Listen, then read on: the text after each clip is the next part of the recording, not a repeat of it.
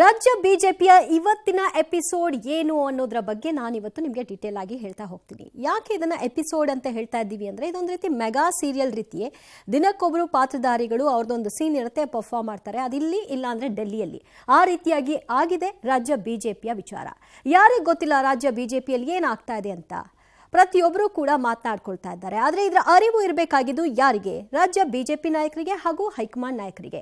ಆ ರೀತಿಯ ಅರ್ಜೆನ್ಸಿ ಏನಿದೆ ಅವರಿಗೆ, ಇದನ್ನ ಬೇಗ ಬಗೆಹರಿಸಬೇಕು ಅಂತ. ಏನು ಚುನಾವಣೆ ಆಗಬೇಕಾ, ಇಲ್ಲಿ ಯಾವುದಾದ್ರೂ ಲಾಭ ನಷ್ಟಗಳ ಲೆಕ್ಕಾಚಾರ ಇದೆಯಾ?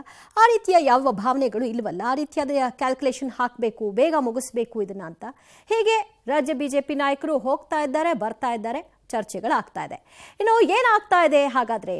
ಬಿಜೆಪಿಯಲ್ಲಿ ಭಿನ್ನಮತ ಮುಗಿತಾ ಇಲ್ಲ, ಮುಗಿಯೋ ಯಾವ ಲಕ್ಷಣಗಳು ಕೂಡ ಕಾಣಿಸ್ತಾ ಇಲ್ಲ. ಅದಕ್ಕೆ ಅಂತಿಮ ಮುದ್ರೆ ಹಾಕಬೇಕಾಗಿರೋದು ಯಾರು? ಹೈಕಮಾಂಡ್ ನಾಯಕರು. ದಿನ ಇವರ ಕಥೆಗಳನ್ನ ಕೇಳ್ತಾ ಇರುವ ಹೈಕಮಾಂಡ್ ನಾಯಕರು ಇದಕ್ಕೆ ಯಾವ ರೀತಿಯ ಮದ್ದನ್ನ ಅರಿತಾರೆ, ಎಷ್ಟು ಬೇಗ ಮದ್ದನ್ನ ಅರಿತಾರೆ ಅನ್ನೋದನ್ನ ಕಾದು ನೋಡ್ಬೇಕಷ್ಟೇ. ಭಿನ್ನಮತ ಮಾತ್ರ ಮುಂದುವರಿತಾ ಇದೆ. ರಾಜ್ಯ ಬಿಜೆಪಿಯಲ್ಲಿ ಸಾರಥ್ಯ ಸಮರ ಮುಂದುವರೆದಿದೆ. ರಾಜ್ಯಾಧ್ಯಕ್ಷ ಆಗಿ ವಿಜಯೇಂದ್ರ ಅವರು ಮುಂದುವರಿಬಾರದು ಅನ್ನೋದು ಯತ್ನಾಳ್ ಬಣದ ಕೂಗು. ಇಲ್ಲ, ಇವರೇ ಮುಂದುವರಿಬೇಕು, ಇವರುಗಳನ್ನೇ ಉಚ್ಚಾಟನೆ ಮಾಡಿ ಅಂತ ಯತ್ನಾಳ್ ಬಣದ ವಿರುದ್ಧ ವಿಜಯೇಂದ್ರ ಬಣ ಗುಡುಕ್ತಾ ಇದೆ. ಒಟ್ಟಿನಲ್ಲಿ ಬಣಗಳಿರೋದಂತೂ ಸ್ಪಷ್ಟವಾಗಿದೆ. ಯಾರ್ಯಾರ ಬಣದಲ್ಲಿ ಯಾರ್ಯಾರು ಇದ್ದಾರೆ ಅನ್ನುವಂತಹ ಮ್ಯಾನ್ ಪವರ್ ಕೂಡ ಕಾಣಿಸ್ತಾ ಇದೆ. ಫೆಬ್ರವರಿ 10ಕ್ಕೆ ಗುಡ್ ನ್ಯೂಸ್ ಸಿಗುತ್ತಾ? ಹಾಗಾದ್ರೆ ಈ ಗುಡ್ ನ್ಯೂಸ್ ಬಗ್ಗೆ ಹೇಳ್ತಿರೋದು ಯಾರು? ಯತ್ನಾಳ್ ಬಣದ ಸದಸ್ಯರು ಸಿದ್ದೇಶ್ವರ್ ಅವರು. 10ರೊಳಗೆ ಒಂದು ಗುಡ್ ನ್ಯೂಸ್ ಸಿಗುತ್ತೆ ಅಂತ. ಆ ಗುಡ್ ನ್ಯೂಸ್ ಯಾರಿಗೆ ಅನ್ನೋ ಪ್ರಶ್ನೆ ಸದ್ಯ ಇನ್ನೂ ಕೂಡ ಪ್ರಶ್ನೆಯಾಗಿ ಉಳ್ಕೊಂಡಿದೆ. ರಾಜ್ಯಾಧ್ಯಕ್ಷನಾಗ್ಲೂ ನಾನು ಸಿದ್ಧ ಅಂತ ಈಗಾಗಲೇ ರಾಮುಲು ಕೂಡ ಹೇಳ್ಕೊಂಡಿದ್ದಾರೆ. ರಾಮುಲು ಅವರು ಇದನ್ನ 2ನೇ ಬಾರಿಗೆ ಹೇಳ್ತಾ ಇರೋದು ಅವರ ಅಸಮಾಧಾನದ ನಂತರ. ಕಾರಣ ವಿಜಯೇಂದ್ರ ಬಗ್ಗೆ ರಾಮುಲುಗೆ ಒಂದು ಕೋಪ ಇದೆ. ಅವರು ನನ್ನ ಪರವಾಗಿ ನಿಲ್ಲಿಲ್ಲ, ರಾಜ್ಯಾಧ್ಯಕ್ಷರಾಗಿ ಇಲ್ಲಿ ಇರುವಂತಹ ಬೆಳವಣಿಗೆಗಳ ಕುರಿತಾಗಿ ಉಸ್ತುವಾರಿ ಅಷ್ಟೆಲ್ಲ ಮಾತಾಡ್ತಿದ್ರು, ಇವರು ಬಾಯಿ ಮುಚ್ಕೊಂಡಿದ್ರು ಅನ್ನೋ ಕಾರಣಕ್ಕೆ ಈಗ ಅವರು ಕೂಡ ಅಸಮಾಧಾನಿತರಾಗಿದ್ದಾರೆ. ಜೊತೆಗೆ ನಾನು ಕೂಡ ರೇಸ್ನಲ್ಲಿದ್ದೀನಿ, ನಾನು ಪಕ್ಷ ಕಟ್ತೀನಿ ಅಂತಾರೆ. ಇನ್ನು ವಿಜಯೇಂದ್ರ ಬಣದಿಂದಲೂ ಕೂಡ ಸಭೆಯನ್ನ ನಡೆಸಿದ್ದಾರೆ. ಈ ಸಭೆಯ ಅಜೆಂಡಾ ಏನು? ವಿಜಯೇಂದ್ರ ಅವ್ರನ್ನ ಉಳಿಸ್ಕೊಳ್ಬೇಕು, ಯತ್ನಾಳ್ ಬಣದ ಎಲ್ಲರನ್ನೂ ಕೂಡ ಉಚ್ಚಾಟನೆ ಮಾಡಬೇಕು ಅಂತ. ಇದು ಆಗೋ ವಿಚಾರನ ಇವರ ಒಂದು ರಿಪೋರ್ಟ್ನೂ ಕೂಡ ಪಡ್ಕೊಳ್ಳುತ್ತೆ. ಆ ನಂತರ ಅದನ್ನ ತೀರ್ಮಾನ ಮಾಡುತ್ತೆ ಹೈಕಮಾಂಡ್. ವಿಜಯೇಂದ್ರ ವಿರೋಧಿಗಳ ಉಚ್ಚಾಟನೆಗೆ ಈಗಾಗಲೇ ಒತ್ತಾಯ ಕೂಡ ಹೆಚ್ಚಾಗ್ತಾ ಇದೆ. ರೇಣುಕಾಚಾರ್ಯ ಆದಿಯಾಗಿ ಸಭೆಯಲ್ಲಿ ಭಾಗಿಯಾದ್ರು, ಸಭೆಯಲ್ಲಿ ಚರ್ಚೆ ನಡೆಸಿದ್ರು, ಉಚ್ಚಾಟನೆಗೆ ಒತ್ತಡವನ್ನ ಹೇರಬೇಕು, ಬೇಕಿದ್ರೆ ಡೆಲ್ಲಿಗೂ ಕೂಡ ನಾವು ಹೋಗೋಣ ಅಂತ ನಿರ್ಧಾರ ಮಾಡಿದ್ದಾರೆ. ಇನ್ನು ಮತ್ತೊಂದು ಬಣ ಇದೆಯಲ್ಲ, ಯತ್ನಾಳ್ ಮತ್ತು ವಿಜಯೇಂದ್ರ ಬಣದ ಜೊತೆಗೆ ಇನ್ನೊಂದು ಬಣ ಇದೆ, ಅದು ತಟಸ್ಥ ಬಣ. ತಟಸ್ಥ ಬಣ ಏನ್ ಸುಮ್ಮನೆ ಕೂತಿದ್ದಾರಾ? ಅವರು ಕೂಡ ಡೆಲ್ಲಿಗೆ ಹೋಗ್ತಾರಂತೆ, ದೆಹಲಿ ನಾಯಕರನ್ನ ಭೇಟಿ ಮಾಡ್ತಾರಂತೆ. ಭೇಟಿ ಮಾಡಿದ ನಂತರದಲ್ಲಿ ಅವ್ರೇನ್ ಹೇಳ್ತಾರೆ ಅನ್ನೋದನ್ನು ಕೂಡ ಕಾದು ನೋಡಬೇಕು. ನಾಳೆ ಅಥವಾ ನಾಡಿದ್ದು ದೆಹಲಿಗೆ ಅಶೋಕ್ ಹೋಗುವಂತಹ ಸಾಧ್ಯತೆ ಇದೆ. ಇಲ್ಲಿ ಆಗ್ತಾ ಇರೋ ಬೆಳವಣಿಗೆಗಳು ಬೇಗ ಬಗೆಹರಿಬೇಕು. ಇದೊಂದು ರೀತಿ ಪಕ್ಷಕ್ಕೆ ಡ್ಯಾಮೇಜ್ ಆಗ್ತಾ ಇದೆ, ಮುಜುಗರವನ್ನು ಉಂಟು ಮಾಡ್ತಾ ಇದೆ. ಹಾಗಾಗಿ ಇದನ್ನ ಬೇಗ ಕ್ಲಿಯರ್ ಮಾಡಿ ಅಂತ ನಾವು ಕೇಳ್ಕೊಳ್ತೀವಿ ಅಂತ ಅವ್ರು ಹೇಳಿದ್ದಾರೆ. ಹಾಗಾದ್ರೆ ಏನೆಲ್ಲ ಬೆಳವಣಿಗೆಗಳಾಗ್ತಾ ಇದೆ ಸದ್ಯಕ್ಕೆ? ಇವತ್ತೇನಾಯ್ತು ಈ ವರದಿ ನೋಡಿ. ದೆಹಲಿಯಲ್ಲಿ ಬಿಜೆಪಿ ಅತೃಪ್ತರ ಟೀಮ್. ಹೈಕಮಾಂಡ್ಗೆ 3 ಅಂಶಗಳ ದೂರಿಗೆ ನಿರ್ಧಾರ. ಫೆಬ್ರವರಿ 10ಕ್ಕೆ ಗುಡ್ ನ್ಯೂಸ್ ನಿರೀಕ್ಷೆ. ಬಿಜೆಪಿಯಲ್ಲಿನ ಅಸಮಾಧಾನ ತಾರಕಕ್ಕೇರಿದೆ.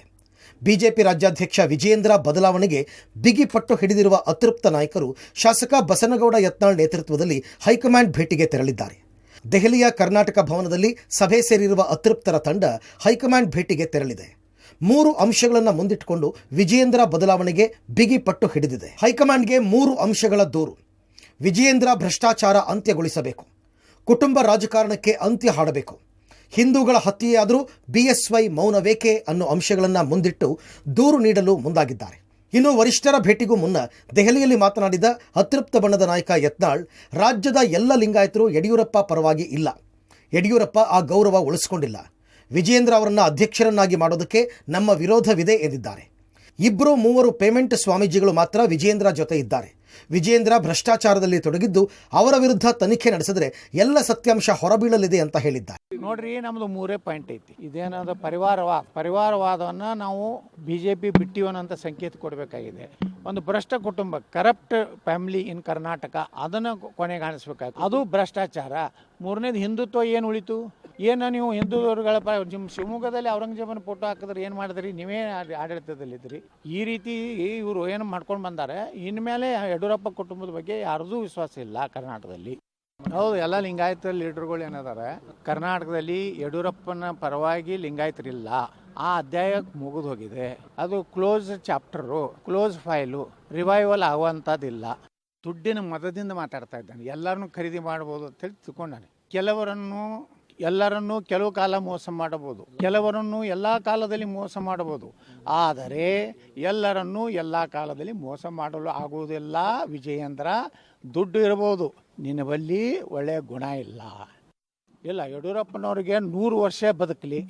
ಅವ್ರಿಗೆ ಭಾಳಷ್ಟು ಮೊಮ್ಮಕ್ಕಳದಾವು. ಯಾಕಂದ್ರೆ ಅವ್ರದ್ದು ಕುಟುಂಬ ಭಾಳ ದೊಡ್ಡದದ. ಆ ಮೊಮ್ಮಕ್ಕಳಿಗೆ ದಿನ ಒಂದೊಂದು ಗಂಟೆ ಆಟಿಸೋದು ಕೂತ್ರೆ 100 ವರ್ಷ 120 ವರ್ಷ ಬದುಕ್ಬೋದು. ಅದಕ್ಕೆ ನಮ್ಮ ತಕರಾರಿಲ್ಲ. ಆದರೆ ಸಿಂಪತಿ ಸಲುವಾಗಿ ಮನ್ಯಾಗ ಸುಮ್ಮನೆ ಆರಾಮ ಇಲ್ಲತ್ ಮಕ್ಕೋದು, ಇದು ನಾಟಕ ಭಾಳ ದಿವಸ ನಡೆದಿಲ್ಲ. ಯಡಿಯೂರಪ್ಪಾಜಿ आप चुप बैठो, घर में आराम करो. बहुत आपका पोता पोती तो जो है ना, अभी पोता को पोती का पोती हो गया, उसको संभालो. ಹೈಕಮಾಂಡ್ ಭೇಟಿ ಸಾಧ್ಯವಾಗದಿದ್ದರೂ ಸಮಸ್ಯೆ ಬಗೆಹರಿಯುವ ಬಗ್ಗೆ ಮಾಜಿ ಸಂಸದ ಸಿದ್ದೇಶ್ವರ್ ವಿಶ್ವಾಸ ವ್ಯಕ್ತಪಡಿಸಿದ್ದಾರೆ. ರಾಷ್ಟ್ರ ನಾಯಕರು ಒಳ್ಳೆ ಸುದ್ದಿ ಕೊಡ್ತಾರೆ, ನಮ್ಮ ಹೋರಾಟಕ್ಕೆ ಜಯ ಸಿಗುತ್ತೆ ಅಂತ ಸಿದ್ದೇಶ್ವರ್ ಹೇಳಿದ್ದಾರೆ.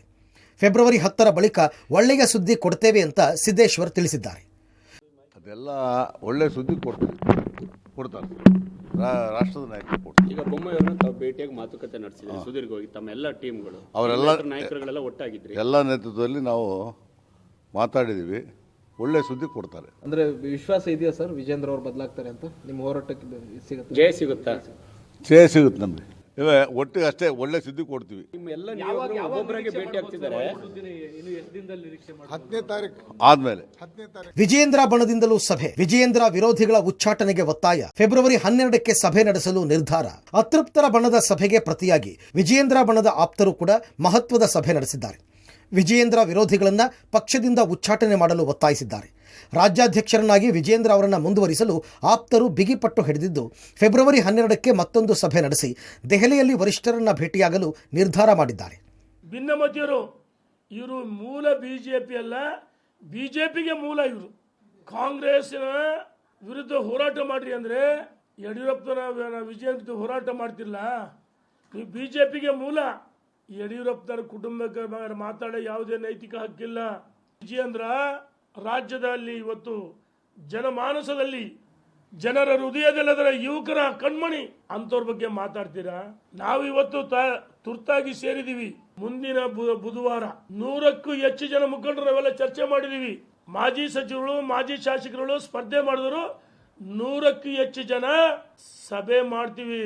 ಒಂದೇ ಕುಟುಂಬದಲ್ಲಿ ಇಬ್ಬರು ಅಣ್ಣ ತಮ್ಮಂದಿರಿದ್ರೆ ಇಬ್ರು ರಾಜಕಾರಣ, ಅದು ಕುಟುಂಬ ರಾಜಕಾರಣ ಆಗಲ್ಲ. ಅವರಿಗೆ 52 ವರ್ಷ 51 ವರ್ಷ ಆಗಿರುವಂತ ಪಕ್ಷದ ಅಧ್ಯಕ್ಷರು ಇವತ್ತು ಇಡೀ ರಾಜ್ಯದಲ್ಲಿ ಪಕ್ಷವನ್ನ ಸಂಘಟನೆ ಮಾಡಿ ದೊಡ್ಡ ಹೋರಾಟವನ್ನ ಮಾಡಿ ಎಲ್ಲಾ ಭಾಗದಲ್ಲಿ ಸುಮಾರು 25 ಜಿಲ್ಲೆಗಳಲ್ಲಿ ಸಂಘಟನಾತ್ಮಕವಾಗಿ ಅಧ್ಯಕ್ಷರನ್ನ ಸಕ್ರಿಯವಾಗಿರುವಂತವ್ರನ್ನ ಅತ್ಯಂತ ಬಲಾಢ್ಯರನ್ನ ಜಿಲ್ಲಾಧ್ಯಕ್ಷರನ್ನಾಗಿ ಮಾಡಿದ್ರೆ ಅದ್ರ ಬಗ್ಗೆ ಮಾತಾಡೋದು ತುಂಬಾ ಬೇಕು ಅಂತ ಹೇಳಿ ಮಾತಾಡುವಂತ ಮಾತುಗಳು. ತಟಸ್ಥ ಬಣದಿಂದಲೂ ದೆಹಲಿ ಭೇಟಿ ಫಿಕ್ಸ್. ಹೈಕಮಾಂಡ್ಗೆ ಎಲ್ಲ ಬೆಳವಣಿಗೆಗಳ ಮಾಹಿತಿ. ವಿಜಯೇಂದ್ರ ಬಣದ ಪರ ಹಾಗೂ ವಿರೋಧಿಗಳ ಕಿತ್ತಾಟದ ಬೆನ್ನಲ್ಲೇ ತಟಸ್ಥ ಬಣ ದೆಹಲಿಗೆ ಹೋಗಲು ನಿರ್ಧರಿಸಿದೆ.